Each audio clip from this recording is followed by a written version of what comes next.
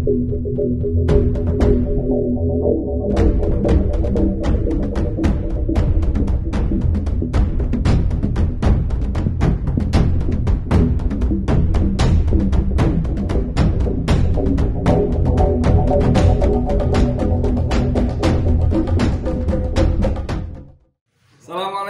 warahmatullahi wabarakatuh. Saudara, dengan saya Edi Mulyadi dari Forum News Network.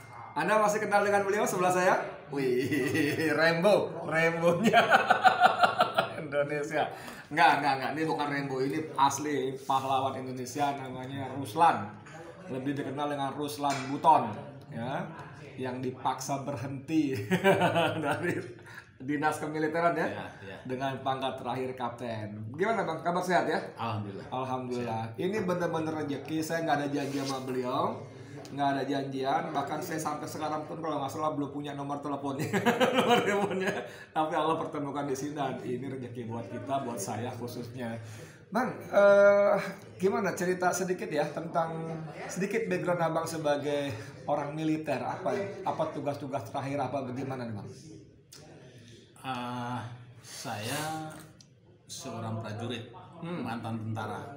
Kenapa saya bilang seperti itu? Karena tentara itu profesi, prajurit itu jiwa yang melekat. Jadi jiwa prajurit itu akan hilang ketika saya menghembuskan napas terakhir. Seumur hidup ya prajurit ya? Jadi kalau bicara tentang prajurit berarti dasarnya adalah cinta tanah air. Itu udah jelas. Jadi kontraknya kontrak mati untuk bangsa. Kontrak mati. Itu semua level ya, dari mulai prajurit dari prajurit juga sampai dengan jenderal itu prajurit. Ya. Oke. Gue lanjut. Nah, jadi saya kenapa bercita-cita menjadi tentara itu sebuah hal yang sangat membanggakan bagi saya kalau saya menjadi tentara, karena pengabdian yang tulus itu ada di tentara. Dan ternyata cita-cita yang saya kejar, saya berhasil menjadi tentara, namun hanya sampai setengah jalan. Itu mungkin garis tangan saya. Setengah jalan saya harus berhenti. Tetapi pengabdian untuk bangsa tidak boleh berhenti hanya di situ. Pangkat terakhir apa tuh Bang Ruslan?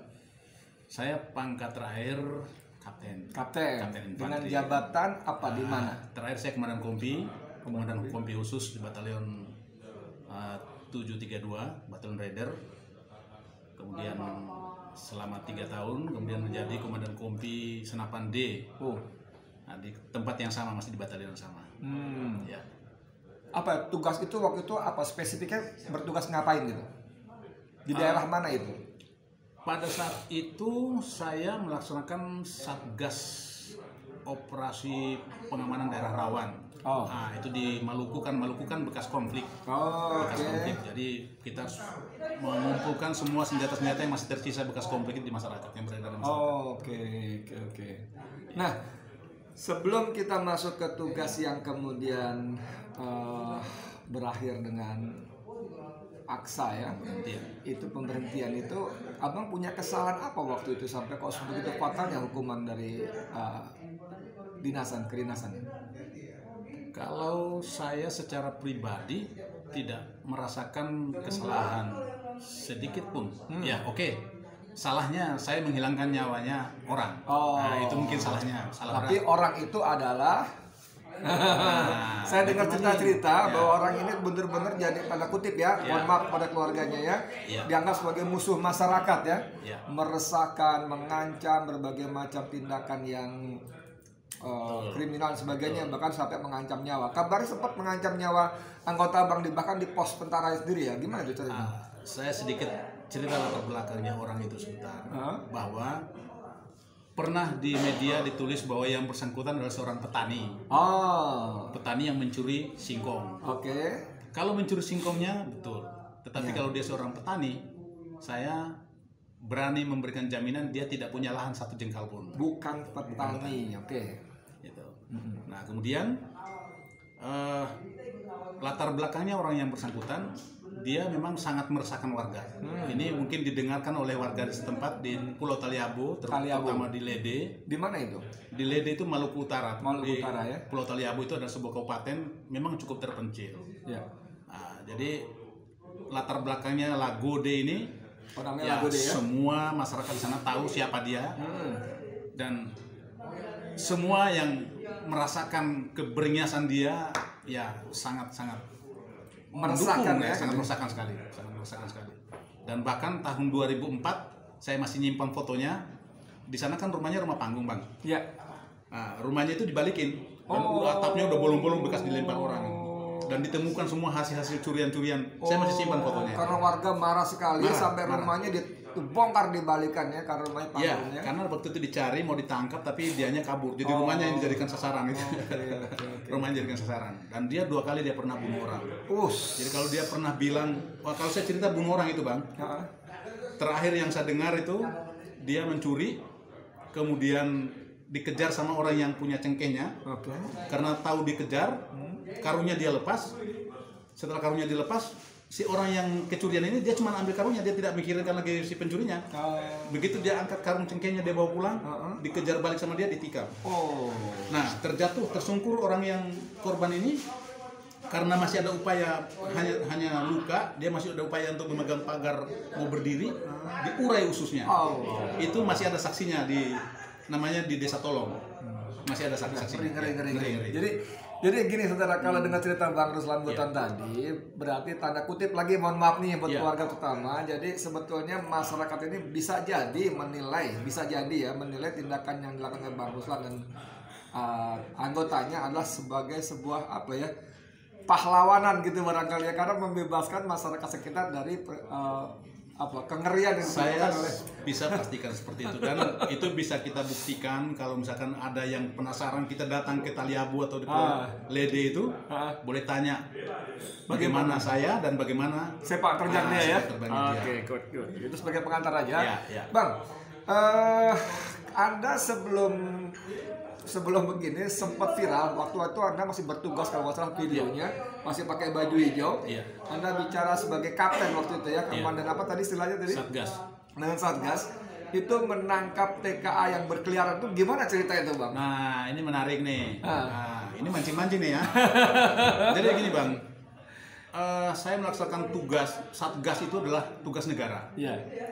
Semua prajurit yang diberikan kesempatan untuk melaksanakan Satgas itu adalah kebanggaan, termasuk saya. Kita melaksanakan tugas negara itu selama 9 bulan dan sebelum dihapus oleh satuan-satuan yang lain. Itu giliran kami pada saat itu, dan saya mendapat tempat penugasan di Pulau Taliabu. Maluku Utara tadi ya? Utara, ya. Saya membawahi sekitar 10 pos yang tersebar di semua penjuru di Maluku Utara. Nah, kemudian pos induknya sebagai komandan kompi Satgas itu ya di tempat saya di Pulau di Lede itu. Nah, daerah Lede Taliabu itu sangat terkenal dengan kriminalitas, sehingga di situ memang cukup menantang. Nah, ketika saya bergabung di sana, saya silaturahmi saat itu hari Minggu di kediamannya kepala desa. Nah, kebetulan di kepala desa itu ada Babinsa, jadi kita ngobrol-ngobrol. Nah, tiba-tiba ada segerombolan orang pakai helm kuning. Nah, pakai helm kuning dengan seragam-seragam tambang gitu, proyek. Saya penasaran, saya sempat tanya Pak Kades, ini mereka ini ngapain? Itu masih baru-barunya saya tugas ya. Pak Kades menceritakan bahwa itu TKA Cina yang bekerja tambang. Nah, penasaran saya tanya, ngapain mereka kok rame-rame ke sini? Berapa orang gerombolan itu kira-kira? Cukup banyak. Tapi satu kelompok itu ada 5 orang. Tapi di seputaran wilayah itu banyak, masing-masing dengan kelompok-kelompoknya. Karena rasa penasaran, si Pak Kades bilang bahwa mereka mencari kepiting, mencari bebek untuk konsumsinya di sana. Saya penasaran, saya panggil mereka 5 orang. Pertama saya gunakan, waktu abang manggil, abang masih pakai seragam ya? Pakai dinas ya? Iya, betul. Pertama saya panggil mereka, kemudian saya tanya dengan bahasa Indonesia, mereka nggak paham. Nggak ngerti ya? Oke, saya maklumi karena dia orang Cina. Kemudian sebisa saya pakai bahasa Inggris semampu saya. Minimal yang pernah saya dengar dari orang, you don't speak English. Nah, jawabannya apa? Jawabannya dengan tanda syarat. Ngerti juga. Di situ saya mengambil kesimpulan bahwa ternyata apa dia pura-pura bego atau dia memang nggak bisa berbahasa Inggris. Nah, pertanyaannya, kalau kita sering melihat di media debat-debat itu tentang TKA Cina, itu mengatakan bahwa tenaga ahli yang bekerja itu expert ya. Nah, Kalau dia seorang tenaga ahli, secara otomatis dia minimal sarjana. Oke. Nah kalau dia sarjana, masanya nggak bisa bahasa Inggris. Dikit-dikit ngerti lah Dan ya. dia keluar negeri loh. Dari Cina ke Indonesia, dia keluar negeri. Harus bisa bahasa Inggris syaratnya. Iya. Nah kok nggak bisa? Apa iya tenaga ahli? Nah, saya mengambil kesimpulan bahwa mereka bukan tenaga ahli. Tenaga kasar biasa ya. Sopir truknya atau tukang juru masaknya apa semuanya mungkin mereka itu. Nah di situ saya penasaran, sehingga muncul naluri saya bahwa saya ini anak bangsa. Sebagai seorang prajurit, saya sedang tugas negara. Saya melaksanakan satu tugas.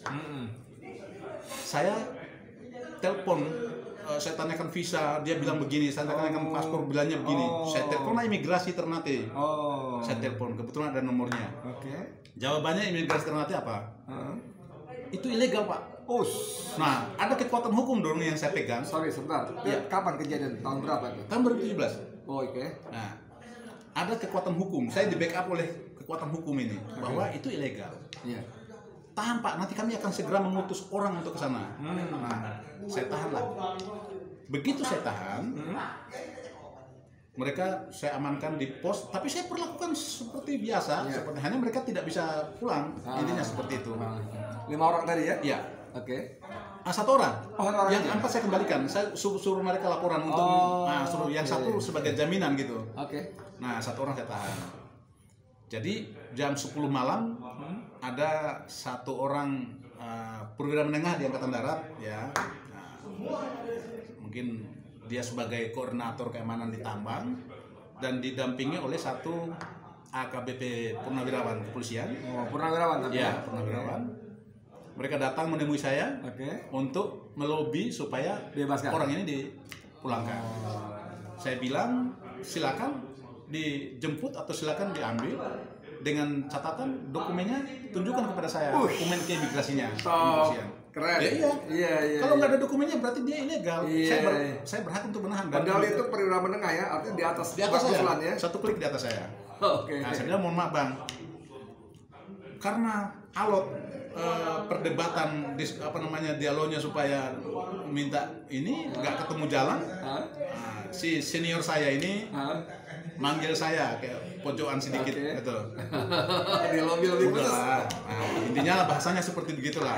Ngeluarin lah uangnya di kantong plastiknya. Sudah disiapkan ya. Uang sogokan saudara. Saya nggak tahu berapa jumlahnya Bang. Saya nggak tahu. Tapi kalau saya tebal, ya? Kalau saya kira-kira uang itu kalau dipakai untuk ketok kepalanya orang bisa bocor. Nah, lebih kurangnya seperti itulah. Lebih kurang seperti itu. Hanya saya bilang begini, Abang kalau mau ngasih saya uang, saya memang butuh uang. Saya nggak punya uang, saya bisa terima Bang. Tetapi kalau tujuannya untuk melepaskan mereka tanpa disertai dengan dokumen, saya mohon maaf. Saya tidak bisa menjual bangsa saya. Kalimatnya begitu ya. Ini kedaulatan Bang, saya bilang. Karena apa? Saya lihat, ini kok sudah tidak wajar, kok banyak sekali dan sebagainya gitu. Nah, belum lagi disertai dengan ceritanya rakyat di Taliabu, di Lede itu. Apa cerita mereka? Waduh, mengerikan. Ya gimana? Lahan-lahannya banyak yang dibayar paksa dengan harga yang sangat tidak masuk akal. Berapa mereka bayar tuh? Begitu murahnya gitu ya? Bahkan ada yang mau gila itu masyarakatnya. Saya kalau misalkan kita ke sana ke lokasinya bisa saya tunjukkan semua orang-orangnya. Jadi tanah itu dirampas atau dibayar dengan sangat murah untuk mereka koordinasi untuk mau dibeli tapi harganya tidak masuk akal semua. Jadi sangat-sangat didukung, dibantu oleh orang-orang kita yang justru harusnya ya. Betul. Itu yang menjadi keprihatinan. Mereka menyandarkan harapannya kepada kami yang bertugas pada saat itu. Karena apa? Ya, saya selama masuk ke sana tidak pernah saya menginjakan kaki di tambang itu. Karena apa? Saya tidak mau nanti ada pikiran-pikiran bahwa saya datang ke sana hanya untuk mendapatkan setoran dan lain sebagainya. Minta jatah ya. Nah, saya nggak mau nanti ada pikiran-pikiran seperti itu. Makanya saya nggak perlu lah seperti itu. Gitu Bang. Jadi saudara, seperti penjelasan Bang Ruslan Buton ini menurut saya menjadi konfirmasi buat kita semua yang tidak berada di lokasi. Bagaimana TKA Cina ini tetap ada dan sebagian besar kalau tidak dikatakan semua adalah ilegal. Walaupun para pejabat di Jakarta, pejabat imigrasi segala macam mengatakan mereka dilengkapi dokumen ini itu, sebagian besar ilegal dan tragisnya keberadaan mereka diketahui bahkan di backup oleh para oknum. Nyebut oknum ya? Bisa iya, bisa tidak. Tapi yang jelas, ya mungkin lebih kurangnya seperti itu. Saya tertarik dengan kalimat pembuka tadi Bang Ruslan Buton ketika mengatakan bahwa saya menjadi tentara untuk mengabdi. Prajurit itu adalah sambung hidup. Betul. Menjaga kedaulatan rakyat dari mulai prajurit 2 ya, Prada sampai jenderal bintang 4 itu adalah prajurit. Dan itu mereka sudah kontrak mati untuk bangsa dan negara. Nah, kalau menyinggung tadi ada senior Bang Ruslan di lapangan yang mencoba menyogok Bang Ruslan dengan uang agar TKA Cina ini dibebaskan, itu contoh bagaimana orang-orang yang seharusnya punya jiwa apa kalau tentara apa Sabta Marga ya? Sabta Marga, Sumpah Prajurit, prajurit TNI ya. Itu kan luar biasa. Itu kalau beliau bilang satu level di atas berarti mayor ya? Iya. Mayor saya ya. Mayor dan di Jakarta itu jenderal-jenderal banyak itu yang pasang badan membela bolak-balik dengan segala macam cara keberadaan TKA Cina dan investasi dari Cina. Ini apakah mereka tidak jadi prajurit lagi atau bagaimana nih Bang? Kembali ke manusianya ya. Kalau manusia tidak ada yang sempurna. Iya. Tetapi saya mungkin secara kepangkatan di dunia militer ya sangat jauh lah posisi di bawah. Tetapi prinsip saya satu. Ya, kalau bicara tentang kedaulatan bangsa, walaupun saya sudah di luar garis kemiliteran, itu tapi jiwa nyawa pun saya akan pertaruhkan untuk bangsa dan negara. Jadi tidak mungkin saya akan menjadi pengkhianat bangsa. Buat apa saya punya pangkat besar tapi tidak berpikiran doktrinnya tentara, tidak berpikiran seperti layaknya seorang prajurit. Buat apa saya punya pangkat besar? Ini kayak pangkat kecil, tapi nasionalis saya itu bisa dijamin. Dan kita kenal banyak orang-orang berpangkat besar, tinggi luar biasa, tapi sudah menjadi, bukan cuma menjadi komprador, tapi jadi centeng-centeng. Tapi dengan cerita semacam ini kan saya jadi merasa berpikir bahwa kisah pencopotan atau pemberhentian paksa Bang Ruslan karena kasus yang tadi si Lagoa tadi, Lagode tadi itu, sorry kalau saya agak nyasar kemana-mana, itu nggak semata-mata karena kasus yang tadi si Lagode tadi, tapi karena tindakan beliau sebagai komandan kompi yang justru tegas membela bangsa, cuma dianggap merugikan kepentingan si TKA Cina. Ada kaitannya kira-kira gitu ya? Kemungkinan ada. Ya kita tahu lah, nggak usah saya bahas lagi. Tapi sekali lagi mungkin ada yang bilang bahwa itu kebohongan dan lain sebagainya. Saya berani mengajak siapa yang tidak percaya dengan TKA Cina yang tersebar di mana-mana. Karena apa? Waktu saya masih menjabat komandan kompi di Ternate itu, setiap saya pulang jam 2 malam, kalau saya ada kegiatan di Bandung, kursus dan lain sebagainya, saya pulang penerbangan jam 2, itu pesawat langsung.